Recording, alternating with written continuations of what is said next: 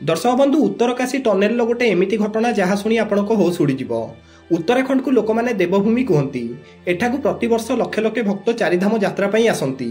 यात्री मानकर यात्रा को सहज और सुविधा करने स्किलीवारा और दांडा मध्य गोटे 4.5 किलोमीटर लंबा टनेल तैयारी होउथिला। किंतु से स्थान में घटिला किछि एमिति घटना जहाँ 41 जन श्रमिकों जीवन को विपद में पकईदेला। 41 जन श्रमिक 70 दिन धरी जीवन और मृत्युर सीमार अटकी रहिले। दिन थिला 12 नवेम्बर सकाळ 5:20।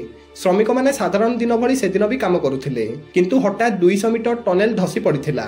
भारी पत्थर धूली और कंक्रीट समस्त को से टनेल भितर बंद करदेला, जाफल बाहर सहित सेमानकर संपूर्ण भाव संपर्क कटिगला। भितर श्रमिक माने चित्कार कले, किंतु कंठस्वर टनेल भितर दबिगला। भितर अंधार भय और भोक जहाँ श्रमिकों जीवन को आउरी विपद में पकईदेला।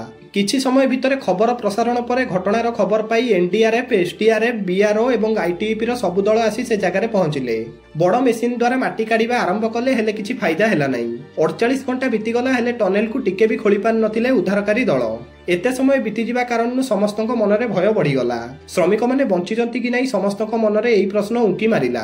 2 दिन बड़ प्रयास पर गोटे छोट पाइप भितर को पहुंचिला। सेई पाइप साहाय्य ऑक्सीजन श्रमिकों पाखु पठागला। तापरे सेई पाइप साहाय्य कैमेरा पठा जाई श्रमिक मानकु देखागला। भगवान को दयारु समस्त श्रमिक भलरे थिले। यारी भितर 17 दिन बीतीगला। श्रमिक मानक पाखु बिस्कुट एवं ड्राई फ्रूट छोट पाइप साहाय्य पठागला। पानी और ऑक्सीजन नियमित भाव से पाइप बाटे जोगाई देउथिले उद्धारकारी दल। डाक्टर माने मध्य वीडियो कॉल ले सेमानक स्वास्थ्यावस्था चेक करुथिले। भितर अटकी थिबा श्रमिक माने परिवार को वीडियो मेसेज पठाई कहिथिले आमे भलरे अछु, किंतु एते समय अंधार रे श्वासक्रिया, भय, भोक एवं चिंतार रहिबा सेमानक पई सरल काम नथिला। परे बड़ ड्रिल मेसीन जोगे खोलागला, किंतु 3-4 थर से मेसीन फेल हैला। मेसीन पत्थर को काटी पार नथिला, जा फल रे बहुत समस्यार सम्मुखीन हेउथिले उद्धारकारी दल। बाहर थिबा परिवार लोक बहुत टेंशन ने थिले। 17 दिन बीती जाइथिबा फल रे सेमाने बंचिथिबे कि नहीं ता समस्त को चिंतारे पकाउथिला। एते दिन बीती गला परे शेष रे गवर्नमेंट रैट होल्स माइंस को डाकिया को निष्पत्ति नेले। एई माइनर्स छोट जगह को फुटेई हाथ रे बेलचा टॉर्च लाइट रे धीरे धीरे माटी हटाइले। या सबटु रिस्की काम थिला, किंतु सेमाने पछगुंचा न देई खोलिबा आरंभ करथिले। परे 28 नवेम्बर संध्या 7:30 प्रथमे गोटे माइनर टनेल पाइप को भांगिदेले, जा फल रे भितर को आलोक पहुंची पारिला।